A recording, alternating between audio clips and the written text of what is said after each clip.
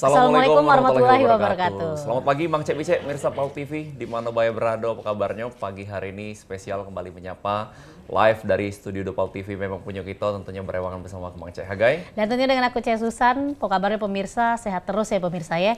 Dan tentunya Cek Susan terus ingat bahwa PAL TV sudah go Sumsel di 17 kabupaten kota. Jadi jangan sampai ketinggalan lagi informasi-informasi yang bermanfaat, apalagi informasi-informasi yang hoax ya. Jadi kalau kita mendapatkan informasi pun berita yang hoax, terus kita sebar ke, nah itu pasti akan mendapatkan yang namanya akibat yang fatal ya, Betul. Dan tentunya ujung-ujungnya kaget meranah ke hukum. Harus saring sebelum sharing. Benar, harus filter dulu ya. Nah, hari ini hari Kamis 23 Januari 2025 bakal menjadi edisi khusus Halo Palembang karena narasumber yang luar biasa telah hadir di tengah-tengah kita. Nih Bang Cek Bicek 60 menit ke depan standby di depan TV, di depan tablet, di depan HP-nya karena kita bakal membahas satu hal yang sangat menarik pastinya ini di Kota Palembang dan Sumatera Selatan. Topik yang lagi hangat-hangatnya juga pastinya yang ada di tengah-tengah kita. Dengan tema optimalisasi peran kejaksaan di Sumatera Selatan, kita sudah menghadirkan narasumber yang terhormat Bapak Dr. Yulianto SHMH selaku Kepala Kejaksaan Tinggi Sumatera Selatan. Assalamualaikum, selamat pagi. Selamat pagi Pak. Waalaikumsalam warahmatullahi wabarakatuh. Sehat Pak? Alhamdulillah sehat. Luar biasa. Bagaimana, sudah cinta dengan pempek Pak? Wah, pempek itu memang makanan paling enak lah ya. Paling enak ya. Terutama kapal selamnya. Kapal selam. Wow, senang sekali bisa ketemu lagi dengan Bapak Yulianto, Kepala Kejaksaan Tinggi Sumatera Selatan, orang nomor 1 di Kejaksaan Sumatera Selatan. Yang pastinya ini saat ini Pak menjadi sorotan. Benar. Instansi kejaksaan karena begitu aktif, begitu gerakannya begitu masif, terutama dalam pemberantasan tindak pidana korupsi. Nah, karena kita berada di awal tahun 2025 nih Pak. Mungkin sedikit kilas balik mengenai pencapaian sepanjang tahun 2024. Karena mungkin Bapak juga kurang lebih setahun menjabat di Kejati Sumatera Selatan. Setahun 2 bulan. Setahun 2 bulan. Boleh sedikit Pak di-spill capaian-capaian. Ya, alhamdulillah ya. Sejak tahun 2024 ini kita sudah menyelamatkan kerugian keuangan negara senilai 208 miliar 626 juta lebih sekian ya. Tentu kalau dibandingkan dengan anggaran yang disediakan negara untuk kami, yaitu hanya 8 miliar, tentu itu berapa ribu persen negara mendapatkan pendapatan. Nah, itulah fungsi kejaksaan. Sehingga tidak hanya menghukum para pelaku, tetapi mengembalikan kerugian keuangan negara yang sebesar-besarnya. Termasuk sebelum saya ke sini kemarin sudah ada pemasukan yang belum kita infokan ke media, 61 miliar. Jadi saya ingin dalam bulan Januari sampai terus ini kita mengejar pendapatan dalam PNBP yang besar untuk negara. Seperti itu. Baik, Pak. Kalau untuk upaya-upaya yang sudah dilakukan sehingga mencapai dari 208 miliar tersebut, seperti apa Pak? Yang jelas, sapu yang kotor tidak bisa membersihkan lantai. Maka saya selaku Kepala Kejaksaan Tinggi Sumatera Selatan memberikan teladan tentang integritas. Maka sejak masuk pertama kali saya canangkan Kejaksaan Tinggi Sumatera Selatan dan seluruh jajaran itu harus betul-betul zona bebas korupsi. Dan alhamdulillah pencanangan itu didukung penuh oleh seluruh jajaran. Alhamdulillah kemarin kita dinyatakan oleh Kemenpan sebagai Satker, satuan kerja yang bebas korupsi. Sehingga kemarin juga saya canangkan kita masuk ke BBBM, bersih melayani kepada masyarakat. Ini sudah pencapaian yang luar biasa. Jadi kita harus bersih. Selaku pemimpin berikan teladan yang terbaik. Karena anak buah itu kan lihat. Kalau pemimpinnya nggak benar, dia akan tahu tuh. Saya pikir itu kuncinya adalah memberikan teladan yang terbaik untuk anak buah dan mensupport anak buah setiap melaksanakan kegiatan seperti yang tadi tampil di video. Ini kan hanya pemanasan. 2024 ini menurut saya hanya pemanasan. Maka di Januari saya sudah dapat 61 miliar nih. Cuma belum kita spill ya. Jadi ini pemanasan. Akan ada perkara-perkara yang lebih besar nanti yang akan kita kejar. Seperti itu. Wow, dan pastinya targetnya tahun ini akan lebih aktif lagi, lebih masif lagi. Iya, termasuk kemarin itu OTT itu kan memang saya desain itu. Saya panggil Kajari, ini saya dapat informasi, kamu bisa OTT, kalau enggak saya tindak lanjuti sendiri. Siap Pak, kami laksanakan. Itu tentu saya banyak informasi, semakin dipercaya oleh masyarakat, informasi semakin banyak kan. Seperti itu. Cuman memang masalahnya kepercayaan masyarakat yang tinggi ya. Tadi pelaporan ke kami itu sudah mencapai 2.400 lebih. Coba bayangkan. Wow. Itu 2.400. itu kan 2.400 sekian. Ya. Artinya apa? Coba bayangkan. Tentu saya selaku Kajati harus mempunyai pola manajer yang baik. Berapa sih anggaran yang disediakan oleh negara? Apakah setiap laporan harus kita tindak lanjuti? Tentu harus dipilah dan dipilih. Mana perkara-perkara yang memberikan dampak yang besar kepada masyarakat. Iya kan? Contoh, kami pilih perkara mafia tanah kemarin itu. Itu yang kita selamatkan ratusan miliar. Ratusan miliar. Tanah di Jogja udah putus di pengadilan. Iya. Ya. Kemudian tanah yang di Mayorusan kemarin sudah kita lakukan penahanan. Itu memang kerja mafia ini luar biasa. Tersangka ini punya 2 KTP. Wow. Satu atas nama Abdul Goni, kemudian Abdul Karim. Pada saat sebagai Abdul Goni, dia yang menjual tanahnya. Pada saat pembelinya dia sendiri. Ini kan luar biasa. Ini kan luar biasa ini. Modus-modus yang seperti ini. Saya nggak tolerir. Kita harus merdeka seutuhnya. Nggak bisa kita berdiskusi, bernegosiasi dengan pencuri yang ada di rumah kita. Maka saya bilang, kita harus tindak tegas. Kita nggak mundur. Perkara ini kan baru awal aja. Nanti akan berkembang selanjutnya. Dan saya tidak akan tolerir siapapun di situ. Kan begitu ya? Ya biasa tantangannya akan besar. Seperti digugat sama pemilik tanah. Bahkan pemilik tanah yang pembeli sekarang ini, potensialnya kita akan lihat. Karena tanah itu saat itu dibeli hanya 1,4. Sedangkan harga yang wajar 10, sekian miliar. Artinya kan nggak wajar dia beli dengan harga itu. Tapi kita mau menetapkan status seseorang menjadi tersangka, nah itu kan nggak gampang. Harus ada parameter-parameternya, termasuk mens rea dia, kan begitu. Maka ikuti aja perkembangan. Kenapa saya serahkan perkara OTT itu ke Kejati? Karena memang ke Kejari, Palembang, karena Kejati Sumsel ini sedang menangani perkara-perkara yang besar, termasuk saya sampaikan tadi, kita sudah menerima 61 miliar barusan kan. Nah, nanti akan kita spill, Mbak Fani yang akan menyampaikan di media nantinya ya. Oke? Jadi memang Kejati spesialis big fish nih Pak ya? Ya, kita harus ngejar yang big fish lah. Kakap ya, Nah, besar tapi ya. ini cukup menarik karena yang OTT kemarin cukup viral Pak. Iya. Bahkan menjadi sorotan satu Indonesia ini, Kejari Palembang dan juga Kejati Sumatera Selatan, luar biasa tegasnya. Nah, di sisi lain pasti banyak respon-respon yang berbeda nih Pak. Karena masing-masing ini melibatkan pejabat publik dan pastinya ada pihak-pihak juga yang mungkin kontra akan OTT ini Pak. Nah, respon Bapak sebagai Kepala Kasatker dari Insan Adiaksa ini sendiri untuk kesatuan bisa tetap terus solid, terus tanpa ragu untuk menindak Tipikor ini ke depannya seperti apa Pak?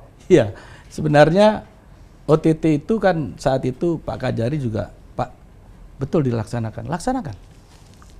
Karena kita sudah punya bukti dukung yang kuat, selain yang akan kita OTT, saya bilang itu.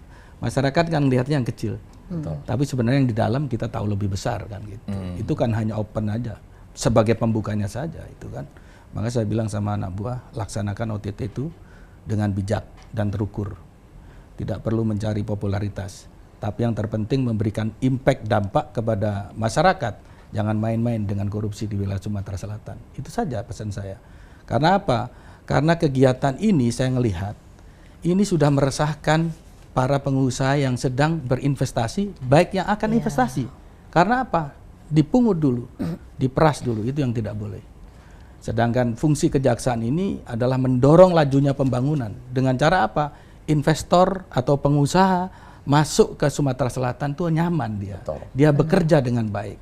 Sehingga apa? Ekonomi itu berjalan dengan baik. Masyarakat akan menerima dengan baik. Karena apa? Peluang kerja yang banyak. Itu. Dan kita harus hadir di situ. Itu ya. Jadi intinya juga korupsi yang minim sehingga membuat masyarakat juga bisa sejahtera ya Pak? Iya, seperti harus. Kita harus meminimalkan korupsi di Sumatera Selatan. Iya, dan tentunya ini dari Pak Kajati sendiri menginisiasi bahwa dari internal pun dimulai dari internal dulu Pak ya, bebas korupsi, baru bisa memberantas korupsi untuk di luar. Nah, untuk perkara di 2024 sendiri Pak, yang paling besar selama Bapak menjabat seperti apa Pak? Dan apakah ada trik-trik khusus untuk melakukan eksekusinya Pak? Ya, yang jelas perkara kenapa menilai big fish, karena KPK pun tadi penghargaannya 2 untuk Kejaksaan Tinggi Sumatera Selatan. Karena memang dampak yang yang terjadi ini luar biasa. Maka waktu saya masuk di PAL TV di sini pertama kali kan saya sampaikan bahwa saya ingin bermanfaat untuk masyarakat Sumatera Selatan. Iya. Bagi saya aneh sekali loh ya, masyarakat Sumatera Selatan itu mempunyai sumber daya alam yang luar biasa. Ada minyak, Benar. ya toh, ada sawit, Benar. ada batu bara. Tapi kita masih di daerah 10 besar miskin. Iya. Nggak masuk akal itu buat saya. Maka yang saya kejar pertama kali kan batu bara. Batu bara sudah masuk di persidangan saat ini. Kerugian negaranya tidak banyak sih, hanya 500 miliar. Tapi itu baru satu perusahaan kan. Ini sebagai warning untuk mereka. Jangan main-main saat ini. Itu aja pesan saya. Sekarang kita masuk di sawit. Kerugiannya 690 miliar. Itu kan warning buat mereka ya. Jadi saya tidak ada negosiasi terkait dengan kesejahteraan masyarakat Sumatera Selatan. Silakan berinvestasi di Sumatera Selatan, tapi jangan korupsi. Benar. Silakan berinvestasi tapi jangan korupsi ya. Luar biasa. Dan masih banyak tentunya ini bidang-bidang lain juga. Kalau ini kita masih baru bahas satu bidang yaitu pidana khusus ya Pak ya. Sedangkan tentunya kejaksaan masih memiliki bidang-bidang yang lain. Di segmen kedua dan segmen ketiga kita bakal bahas nih masih bersama dengan Kepala Kejaksaan Tinggi Sumatera Selatan. Mang Cek, jangan kemana-mana, tetap bersama kami di Halo Palembang.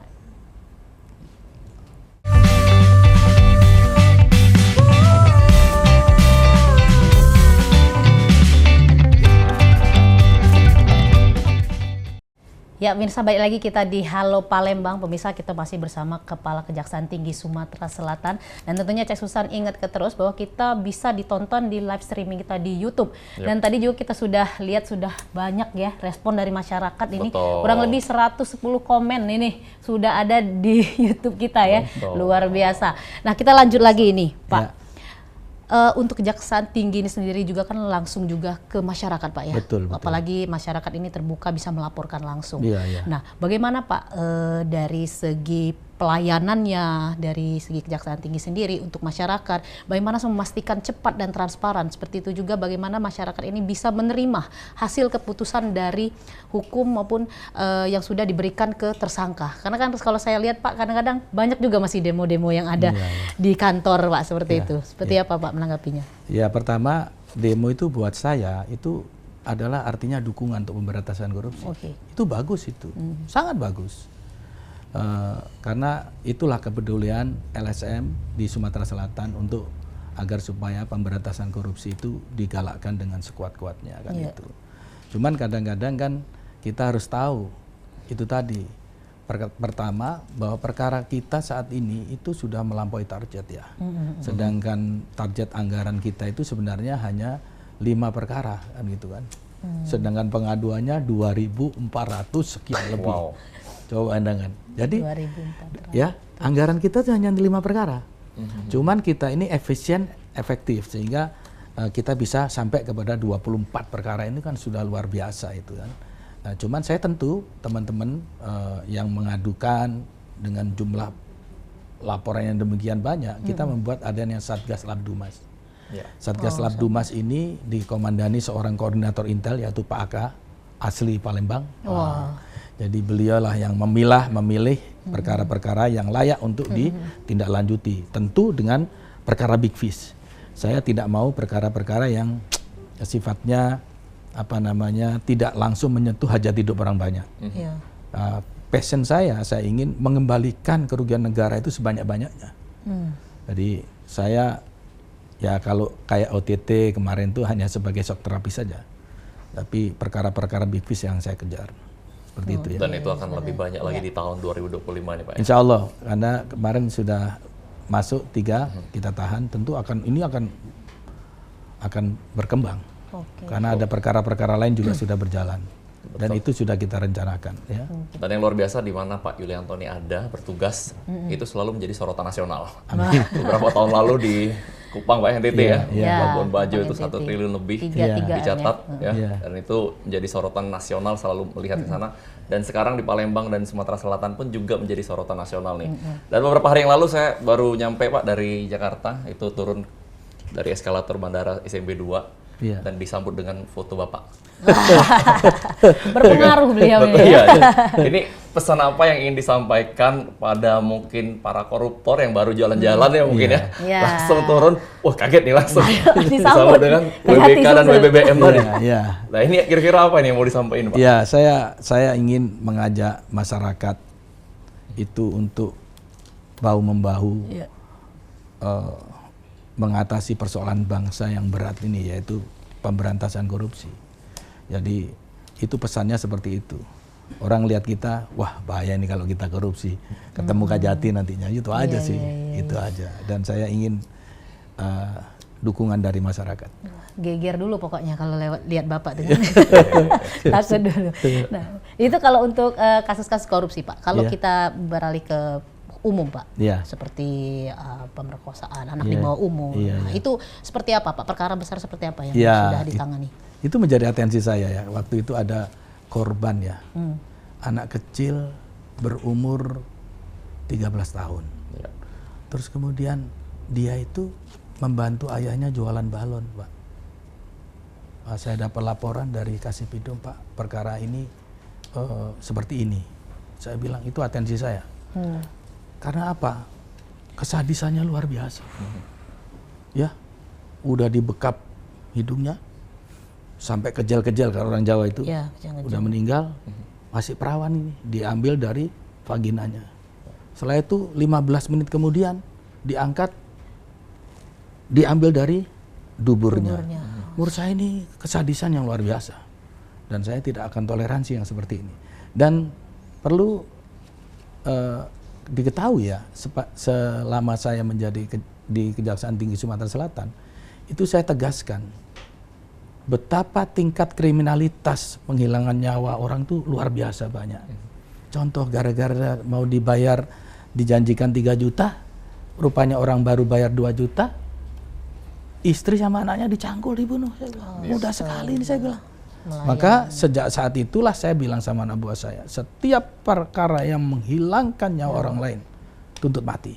Dan alhamdulillah pengadilan concern itu banyak yang mengikuti keputusan saya itu. Jadi sisi lain kita mencoba mewarnai hukum nasional itu dengan hukum Islam ya. Karena jelas dalam hukum Islam itu kalau membunuh ya kisos gitu. Dan di dalam hukum kita ada kalau lu membunuh dengan berencana bisa dihukum mati. Kenapa tidak gitu ya? Jadi kalau saya boleh di recheck semua, kalau masuk ke tempat saya pasti laporannya mau dituntut apa ini? Kisos Pak, saya bilang gitu, udah viral itu. Jadi saya bilang kita harus tegas dalam perkara tindak pidana umum yang menghilang nyawa orang lain. Tetapi kita ada sisi humanis ya. Contoh kemarin saya perintahkan untuk dilakukan restoratif justice terhadap pengguna narkoba. Jadi dia tidak harus dijalankan dengan hukuman pidana penjara, saya bilang. Coba kita tes ini, agar supaya pengguna-pengguna ini jangan dipidana, tapi nanti direhab, kemudian dimasukkan di balai latihan kerja, sehingga dia punya kerjaan tuh, saya bilang. Nah, ini akan saya galakkan. Selain restoratif justice, sebagaimana tadi paparan, kita 136% terpenuhi dari target nasional. Karena saya melihat tuh, banyak perkara-perkara yang menyentuh rakyat kecil. Ya. Contoh dia nyuri HP karena istrinya mau lahir nggak punya duit. Saya bilang perintahkan restoratif justice, yang kayak gini jangan dihukum. Saya bilang kita harus berada pada masyarakat kecil. Maka penegakan hukum harus tajam ke atas, dia humanis ke bawah. Maka seluruh Kajari itu saya targetkan Pak. Kita evaluasi. Mana masyarakat kecil, restoratif justice, dan itulah yang harus kita lakukan sebagai penegak hukum. Setuju. Tapi sebelum ke RJ lebih lanjut nih Pak, tadi menarik mengenai tuntutan maksimal dan sudah dilakukan juga pastinya Pak, berbagai tuntutan maksimal terkait dengan penghilangan nyawa nih. Iya betul. Nah beberapa kasus di Palembang bahkan di kota-kota lain itu adalah pelakunya juga di bawah umur nih Pak. Pandangan Bapak seperti apa? Karena KPAI melindungi juga nih kadang-kadang tidak mendapatkan hukuman yang setimpal. Masyarakat juga kadang geram netizen kan. Kalau sebagai Pak Kajati seperti apa? Iya, itu pertama debatable kan ya. Karena hukumnya memang maksimal 10 tahun gitu ya. Iya kan? Tapi saya berpikirnya begini ya. Kesadisannya luar biasa. Saya bilang, kesadisannya luar biasa. Kalau Anda lihat rekonstruksi maupun fakta persidangan itu tidak mungkin dilakukan oleh seorang anak itu. Iya. Coba korbannya anak, pelakunya anak. Iya. Ya, makanya saya bilang sudahlah, Bismillahirrahmanirrahim. Hukum harus kita tegakkan. Karena di negara-negara lain yang mengadopsi sistem ini menjadi celah buat mereka. Karena hukuman bagi anak yang kecil hukumannya hanya maksimal 10 tahun, akhirnya dia dipergunakan oleh bandar narkoba, Pak. Untuk melakukan tindak pidana. Jadi kurir. Ya, karena apa? Oh, dia tahu hukumannya kecil, bahkan tidak perlu ditahan. Ini perlu pemikiran dan perenungan bersama terkait hal-hal yang seperti ini. Kapan kita bisa melakukan tindakan tegas? Kapan kita melakukan tindakan yang sifatnya pembinaan? Kan seperti itu ya.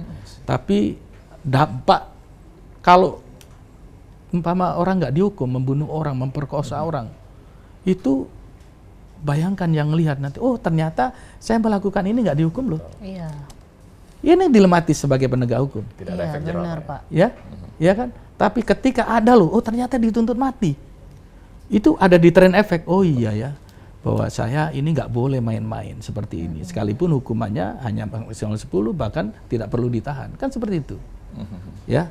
Tapi buat saya bilang sama anak buah, Bismillahirrahmanirrahim. Niat kita baik untuk negara ini. Bismillah. Itu aja. Dan saya bertanggung jawab untuk itu. Yes, luar biasa. Jadi memang biar seperti apapun tetap harus dihukum ya Pak ya? Ya kalau saya begitu prinsipnya. Dan memang itu pasti akan berbeda pandangan. Iya. Akan ada beda pendapat, silakan saja. Tapi buat saya putusan itu saya pertanggungjawabkan kepada Allah Subhanahu wa taala. Apalagi dengan keluarga korban. Nah, itu benar sangat terpukul itu, Pak. Bayangkan itu. Itu anak satu-satunya perempuan, Pak. Coba bayangkan. Saya kalau lihat tuh, aduh ya Allah, nangis orang tuanya, Pak. Iya. Ya kan? Betul sekali. Iya, benar sekali. Luar biasa. Jadi ini memang bukan hanya untuk pelaku tapi juga untuk masyarakat umum yang lainnya. Ini memberikan efek pastinya bahwa oh ini tidak bisa main-main ini. Iya, benar. Apalagi kalau anaknya ini adalah korban sehingga dari segi identitas pun harus ditutupi. Benar nggak Pak? Iya, Seperti betul, itu, Pak? betul. Karena seperti kemarin ada kasus anak dilecehkan oleh guru atau apa. Nah, itu tetap ada perlindungan untuk anak si korban, Pak. Karena ada perlindungan terhadap korban. Kalau dari identitasnya juga tetap harus ditutupin ya, Pak. Tetap ditutupin. Baik, nah kalau kita ke RJ lagi nih Pak, kalau di tahun 2024 apakah memang sudah puas dengan capaian masing-masing dari Kejari yang ada di Sumatera Selatan? Iya, kalau kita lihat paparan tadi, seluruh Kejari melampaui target. Kan Dipa jelas tuh, kecuali satu aja nih, yang Kejari 4 lawang. Dia targetnya 3, dia bisa 2. Yang lainnya melampaui target. Coba lihat lagi, Palembang itu tercapai, semua tercapai. Jadi saya sangat puas dengan kinerja teman-teman karena memang pasti ya masing-masing daerah itu mempunyai karakteristik tersendiri ya. Kalau yang 4 lawang mungkin akan beda dengan daerah yang lain karena 4 lawang itu kan mungkin keras-keras sehingga mau didamaikan susah kan gitu kan. Seperti itu. Jadi saya secara keseluruhan ini saya sangat mengapresiasi para Kejari saya. Jadi lihat-lihat juga ada daerah-daerah tertentu Pak yang mungkin tinggi kriminalitasnya Pak. Iya. Selama Bapak sebagai Kejatis. Iya, saya melihat daerah-daerah yang tinggi kriminalitasnya rata-rata kan perkara narkoba ya. Oh, masih tetap jadi perkara. Ya, maka saat ini saya akan fokus coba terhadap korban ini kita RJ. Karena melihat kapasitas rutan juga sudah demikian luar biasa penuh. Saya ngelihat saya berusaha untuk yang anak terutama saya bilang sama anggota kalau korbannya ini anak-anak sekolah gitu kan, terus kemudian terpelajar gitu, terus kemudian orang yang expert di bidangnya ya larikan untuk di restoratif justice. Wow, luar biasa ini. Bagaimana, sudah puas pemirsa? Jawaban-jawaban pasti luar biasa ya. Karena memang concern kejaksaan ini memberikan keadilan pastinya untuk seluruh masyarakat. Bahwa memang kita semua ini sama di mata hukum ya Pak ya. Dan luar biasa ketegasan. Tapi di sisi lain juga seperti yang Pak Kajati sampaikan, jaksa harus humanis. Humanis. Iya. Maka dan saya itu kalau ketemu masyarakat gampang kok Pak. Saya kan mesti sholat subuh itu berjamaah itu pindah-pindah masjid tuh. Nah, kumpul sama tiap masyarakat. Subuh, ya tiap subuh. mantap. Jadi mau tidak Sering dialog berarti dengan ya masyarakat selalu menyampaikan ketemu Pak ini ngobrol ya kan asik-asik aja. Kalau justru kalau di kantor udah nggak bisa Pak. Saya kan pagi masuk Pak pulang tuh paling cepat jam 10 kan. 10 malam. 10 malam Pak. Iya. Wow. Ya, karena ya kerjaannya menumpuk Pak. Nah, bangun sholat subuh, nah itulah buat ketemu dengan masyarakat siapapun itu. Berarti koordinasi dengan para Kajari seperti apa Pak? Tiap hari apakah dilakukan? Iya. Kajari alhamdulillah dengan modal Zoom ini kan gampang ya. Betul. Ya, kayak tanggal 3 ini Kajari nanti akan saya kumpulkan di Kejaksaan Tinggi Sumatera Selatan tentang strategi untuk pemberantasan korupsi, strategi terhadap perkara perdata tata usaha negara, strategi tentang penanganan perkara pidum. Itu kan kita bisa ketemu muka, beda dengan Zoom itu kan beda ya. Beda, Kalau ketemu feelingnya muka, beda, nah betul. tasnya beda ya. Sama kayak kita sekarang. Ya kayak gini kan beda kita. Lebih enak ya.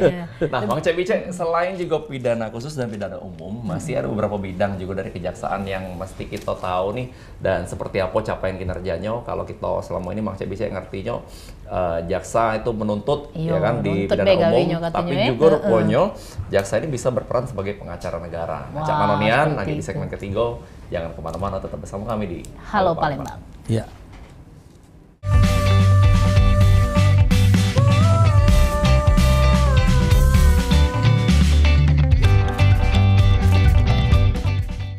Iya pemirsa, kita kembali lagi di Halo Palembang spesial dengan Kepala Kejaksaan Tinggi Sumatera Selatan Bapak Dr. Yulianto SHMH. Kita tadi sudah ngobrol-ngobrol nih tentang pidana umum, pidana korupsi ya. Jadi memang secepat itu ya, segesit itu ini dari kejaksaan. Gercep ya, apalagi sebenarnya pengaduan dari masyarakat ini banyak ya. Betul. Kurang lebih 2.400. Ini kira-kira apa dulu yang nak diselesaikan? Yang mana yang dulu yang mau diselesaikan ya Pak ya? Tapi Pak, dari menerima laporan sebanyak itu Pak, seperti apa sih Pak yang memprioritaskan dari kejaksaan sendiri Pak? Ya. Lihat dari mananya Pak? Kan kita sudah punya sistem ya. Ya. Jadi begitu masyarakat tuh melaporkan ke kami, itu diterima sekretariat tuh. Habis sekretariat berputar sekabak TU sampai ke saya nanti.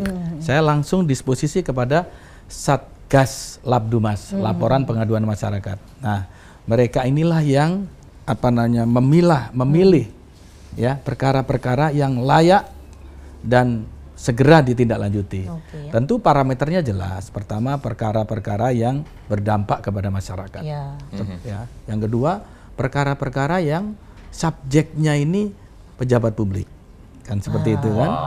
Terus kemudian hati itu ya, hati-hati. terus kemudian perkara-perkara yang nilai kerugian negaranya besar, ya kan gitu kan. Banyak parameter-parameter menjadi ukurannya untuk ditangani seperti itu.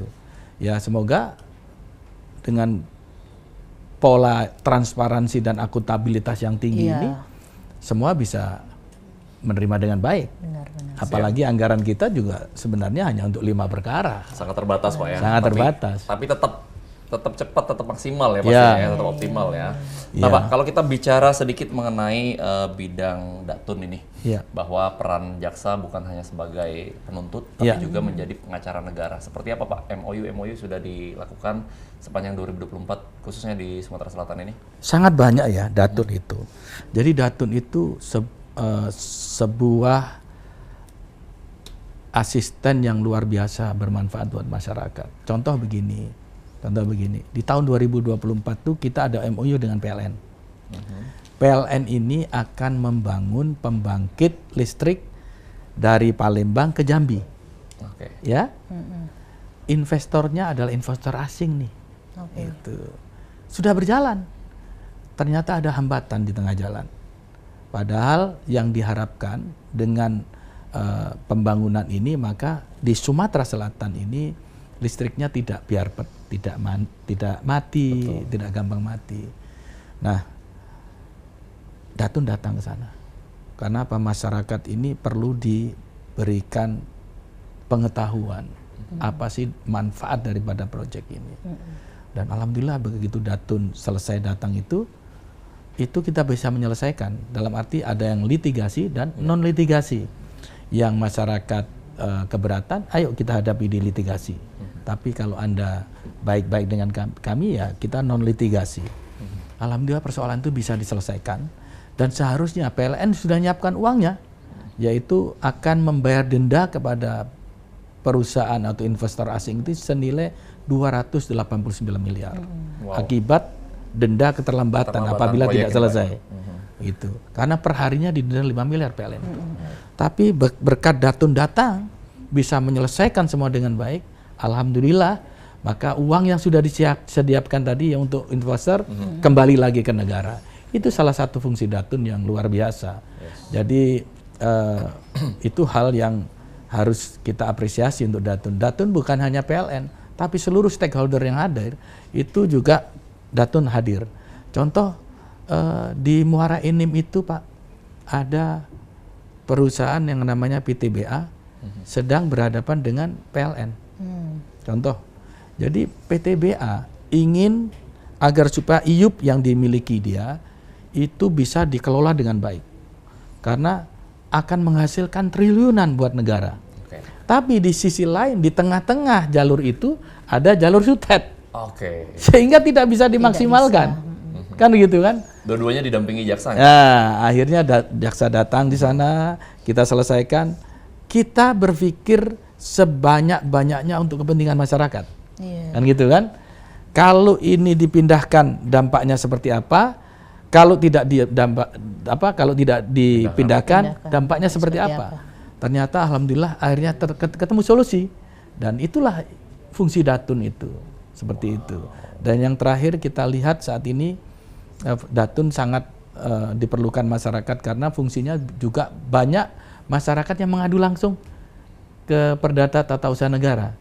Dia mengadukan mulai cerai, mulai waris, dia mau cerita. Dia jadi menjadi tempat masyarakat untuk mengadu. Karena memang kita mempunyai pelayanan yang sangat baik di sana. Halo JPN ya Pak? Halo JPN, termasuk yang masyarakat banyak yang datang Pak. Karena mungkin tas langsung dengan jaksa kita kan beda ya, dia puas. Gitu. Nah, itu yang mendapatkan konsultasi keperdataan tadi ya, Pak ya? Keperdataan, perdata maupun tata usaha negara. Kalau keperdataan sengketa waris, sengketa kepemilikan, seperti itu. Kalau tata usaha negara dia sengketanya dengan pejabat negara, dia bisa dikasihkan solusi. Luar biasa.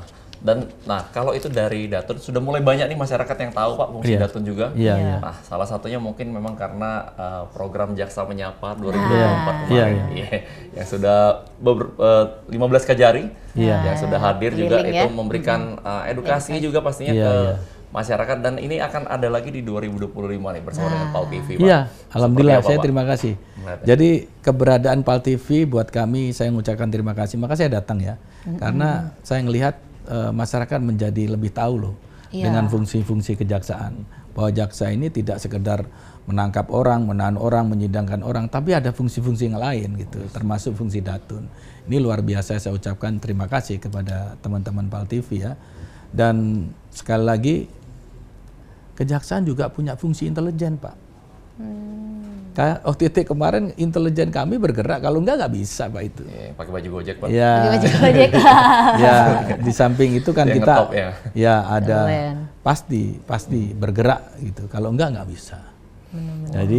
Jadi selain itu ada fungsi juga di kejaksaan itu fungsi pembinaan Pak.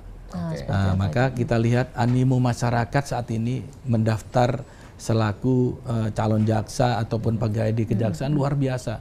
Bapak lihat tuh kan luar biasa banyaknya.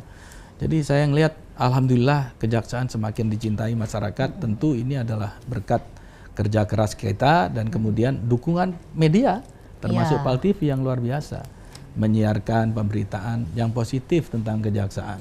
Dan itu buat kami sangat luar biasa. Wow, jadi biasa. Itu adalah salah satu upaya ya mengedukasi ke masyarakat. Betul. Salah satunya kerjasama membentuk program Jaksa Menyapa. Iya. Kami juga PAL TV mengucapkan terima kasih atas kepercayaan Kejaksaan Tinggi Sumatera Selatan. Semoga di 2025 ini semakin kita dekat lagi dengan masyarakat, semakin banyak tahu juga masyarakat mengenai capaian kinerja dan juga tugas fungsi dari kejaksaan-kejaksaan yang sebetulnya ada di masing-masing kabupaten dan kota yang tempat kita tinggal. Betul. Dan untuk Datun yang fenomenal tahun 2024 itu saya sangat bahagia sekali. Itu yang kita ada Adiaksa Peduli Anak Umang tuh. Ya kan? Ingat itu ya? Jadi anak-anak itu kan ada anak-anak yang mungkin lahir dari hubungan yang tidak sah. Sehingga anak itu kan tidak punya identitas. Bapaknya siapa ini? Iya. Ibunya siapa? Kalau ibunya mungkin masih ada, bapaknya siapa? Iya. Nah, ketika mau akte susah dia. Benar. Betul ya? Oh. Iya kan? Nah, Datun hadir di sana. Sudah. Berapa, Kemudian Pak, sekitar 46.000 sudah. Wow. Wow. Jadi 46.000 anak. anak-anak yang tidak mempunyai identitas anak itu sudah 46.000 bisa mempunyai identitas anak berkat kejaksaan dalam arti Datun itu.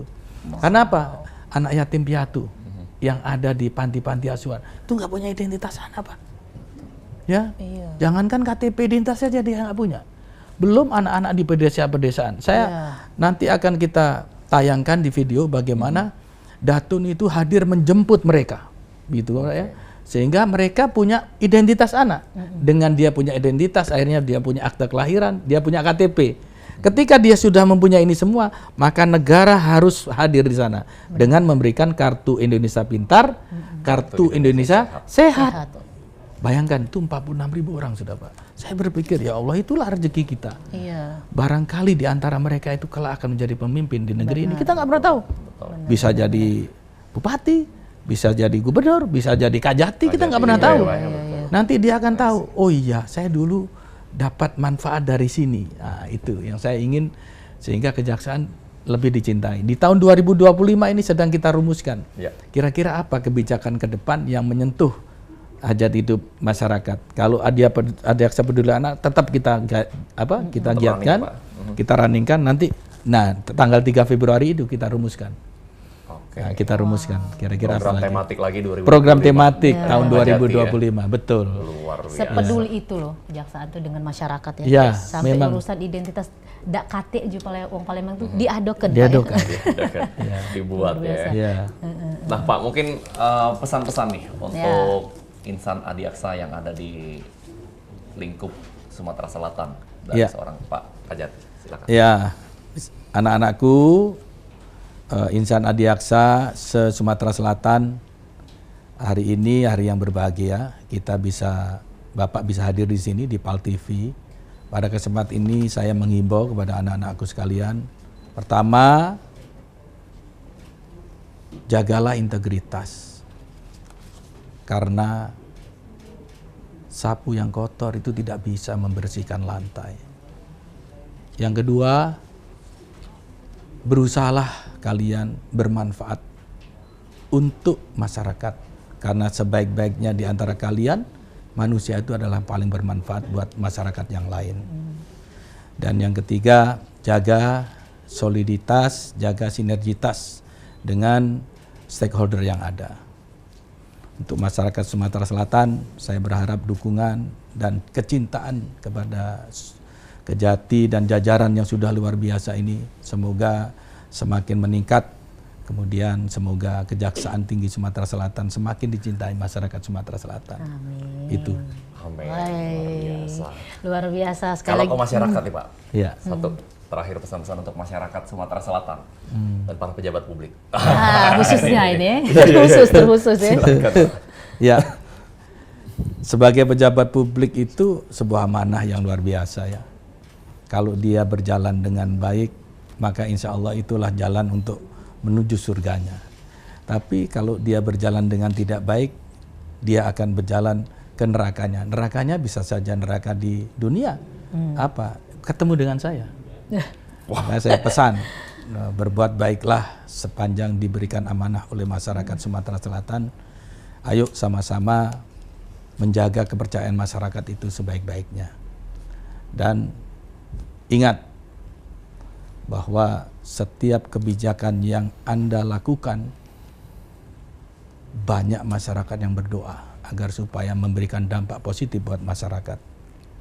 Jadi, bismillah, moga-moga Sumatera Selatan semakin sejahtera, moga-moga Sumatera Selatan semakin baldatun thayyibatun warabun waghafur. Terima kasih. Oke, luar biasa. Sekali lagi terima kasih Bapak Kajati sudah hadir di sini, luar Terima biasa kasih. ya.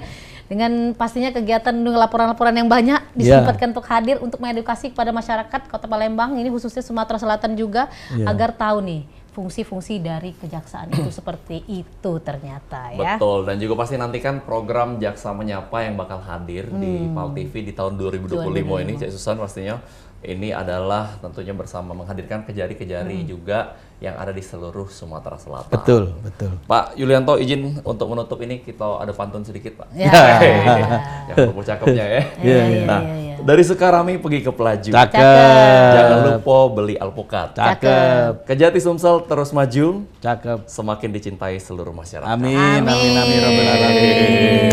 Sekali lagi terima kasih untuk Terima kasih, Mang Bapak. Jati sudah hadir di PAL Terima TV. Suatu Terima kasih. kehormatan Ya. bisa ngobrol-ngobrol dan Makasih. juga maju terus pastinya untuk Kejaksaan Tinggi di Sumatera Selatan. Amin. Mang Cek Bice, terima kasih yang telah nonton Halo Palembang. Jangan lupa terus saksi ke jam 9 merapat ke jam 10 setiap hari cuma di PAL TV. Memang punya kita. Aku HG Kaindi. Aku Cek Susan pamit undur diri. Wassalamualaikum warahmatullahi wabarakatuh. Sampai jumpa. Bang Darussalam, Palembang kota kita terkenal sunyi musik.